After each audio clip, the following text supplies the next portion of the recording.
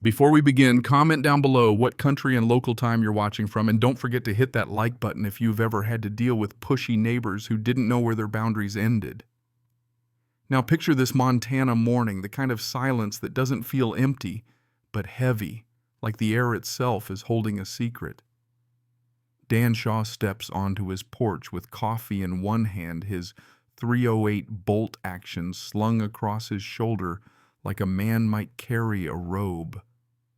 The fire's already going in the forge, dogs fed hens, tended rhythm beating stronger than any clock when the crunch of tires cuts through the gravel. That sound didn't belong there, shouldn't have been anyone on that road but him. He set his cup on the rail and squinted down the hollow.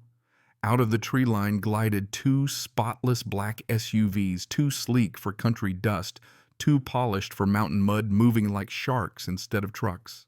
6 men spilled out. They weren't neighbors, weren't contractors, weren't lost hunters. These guys looked like protein powder in tactical vests. One carrying a crowbar, another a clipboard, all of them scanning his property like it was already theirs. One tilted aviators up at the cabin the way a hawk circles a rabbit. Dan had seen enough of that type overseas, men who didn't ask questions because they were being paid not to. He slipped back inside, opened a drawer, and picked a rifle he trusted not for flash, but for certainty. Skirting low through tall grass, he came up behind the cedar woodpile, a hunter on his own ground. "Gentlemen," he called steady and low, "you might want to rethink your approach." The slope carried his voice like a sermon. One of them shifted, hand grazing a belt. Dan chambered around loud enough to echo through the hollow. Nothing teaches manners like the click of steel.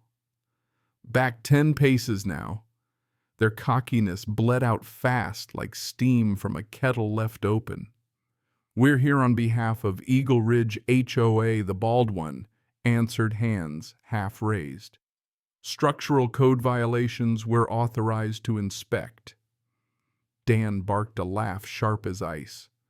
15 miles from the HOA line, and they thought they had jurisdiction, armed without notice, without warrant that made them trespassers, with felony baggage. He stepped forward, slow rifle lowered but alive, demanded they drop what they held. 3 obeyed. Quick, the others hesitated like school kids who didn't hear the bell.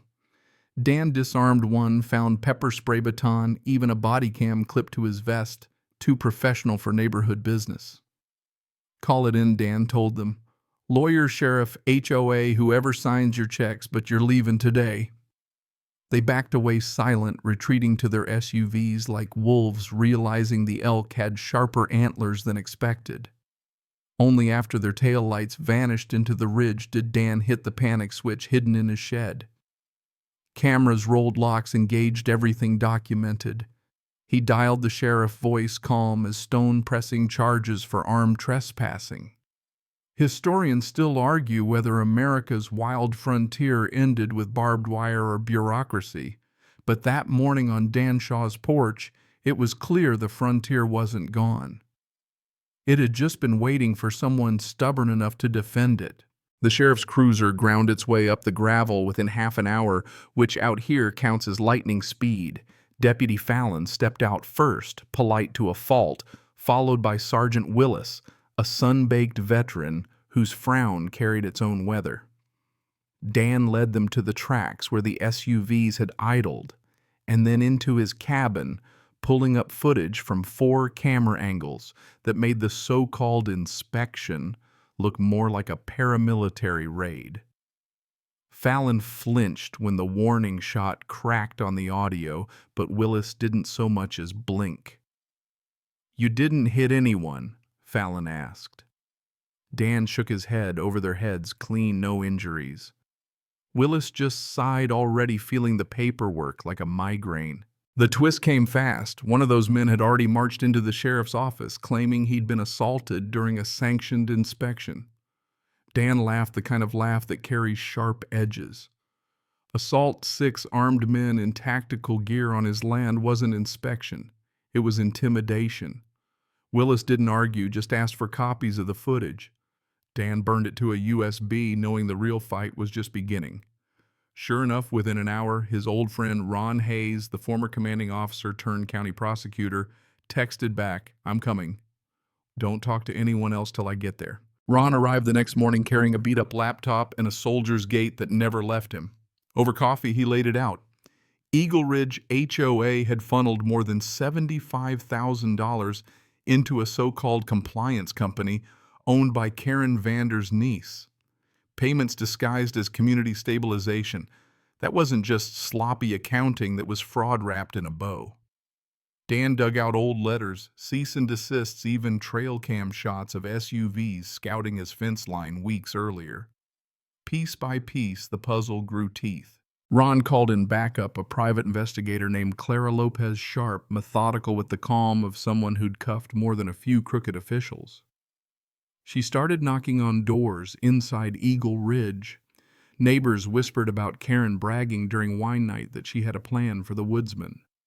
Others admitted they'd been pressured to sign complaints about rifle fire or barking dogs. One neighbor produced an email straight from Karen's account. "This will look like an inspection.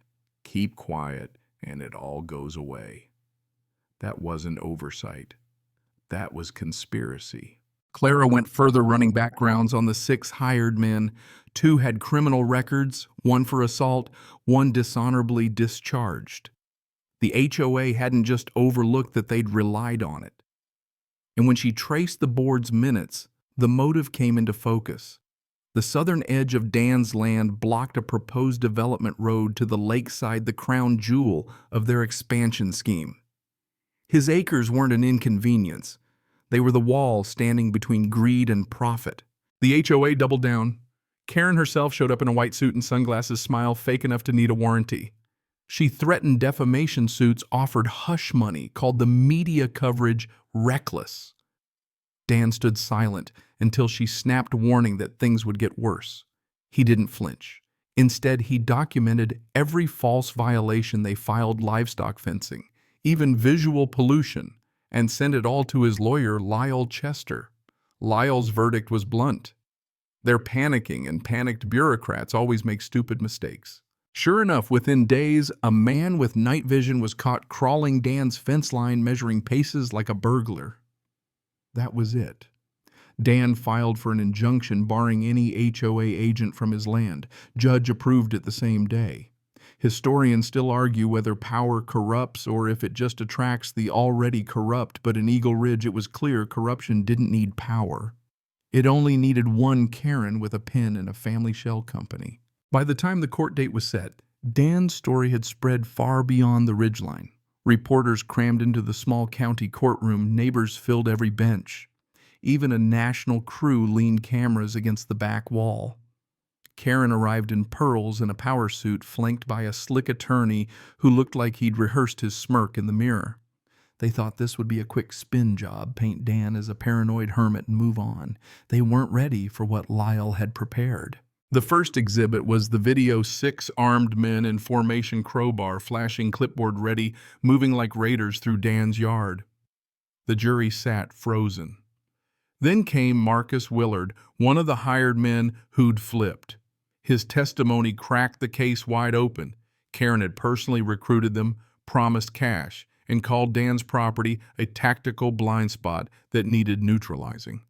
Her lawyer objected until his voice grew hoarse, but every objection was overruled. Next came the money trail. Ron and Clara unveiled ledgers, transfers, and accounts hidden under vague memos like perimeter patrol. Checks signed by Karen herself. A former treasurer testified she'd been bullied into signing approvals she didn't understand. Then Clara lowered the hammer-sworn statements from neighbors, stories of fines for wildflowers, threats for yard gnomes, foreclosure warnings over paint shades. One elderly woman tearfully recounted being told to spy on Dan or risk losing her home. It wasn't about one man anymore, it was about years of systemic abuse. On day 3, Karen took the stand. She smiled steady, but her eyes darted like sparrows in a storm. She claimed ignorance, said her team had acted independently. That illusion shattered when Lyle produced a printed email: "Push him out before winter." I don't care what it takes. Make him sweat. Gasps rippled through the room.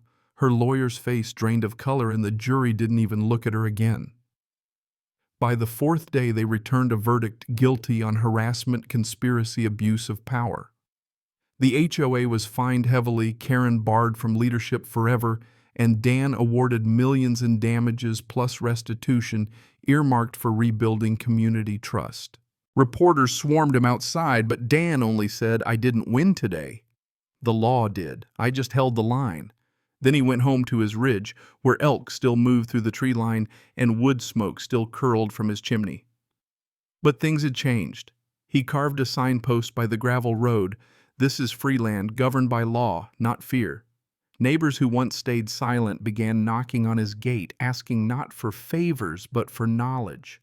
How to read a deed, how to file a complaint without drowning in red tape, how to stand firm without firing a shot. So Dan built the Ridge House, a simple shelter where folks gathered to learn survival skills, swap stories, and maybe most important, remember they weren't alone. He hosted classes on water filtration, rifle safety, fire building. Clara lectured on spotting fraud, Ron on legal rights, Lyall on code law. People laughed around the fire pit, roasted elk past flashlights in the dark. For the first time, Eagle Ridge felt less like a kingdom and more like a community. And in the soft quiet of Montana nights, Dan realized what the HOA had truly tried to take wasn't land. It was silence, solitude, and the courage to stand unbent. They failed. Because nothing wild ever surrenders easy. The mountains hold their own rhythm, slow and steady, and as spring lingered late that year, Dan found himself listening closer to the wind in the pines, the creak of branches, the quiet scuttle of deer through underbrush. The trial was behind him, but its echoes softened into lessons instead of battles. He no longer saw his porch as a fortress, more like a threshold, a place where silence welcomed him but also invited others to share it. When neighbors came now, they didn't bring citations or threats. They brought children learning to split kindling, widows asking how to fix a fence, young men eager to hear how to steady their hands at a rifle range without flinching. The Ridge House filled with voices that once stayed hushed under fear, and in that gathering something healing took root. The law had spoken, but community was what kept the verdict alive. Karen moved on her name-trailing lawsuits like tin cans behind a rusted car, but her absence left space for something new: humility. Eagle Ridge trimmed its bylaws, scrapped the nonsense, started fresh. No one replaced her fancy bench in the park, but folks didn't need a bench to sit together anymore. And as Dan walked his land in the pale dawn light, he knew the fight had never been about money or verdicts. It was about remembering that freedom on the land comes with responsibility, that silence must be guarded, not by fear, but by vigilance, and that even in the loneliest corners of the mountains, no one truly stands alone. So when the fire burned low and the stars pressed down heavy, his voice carried softly like a whisper to anyone listening. This is free land. It will stay that way as long as we keep each other honest and keep each other brave.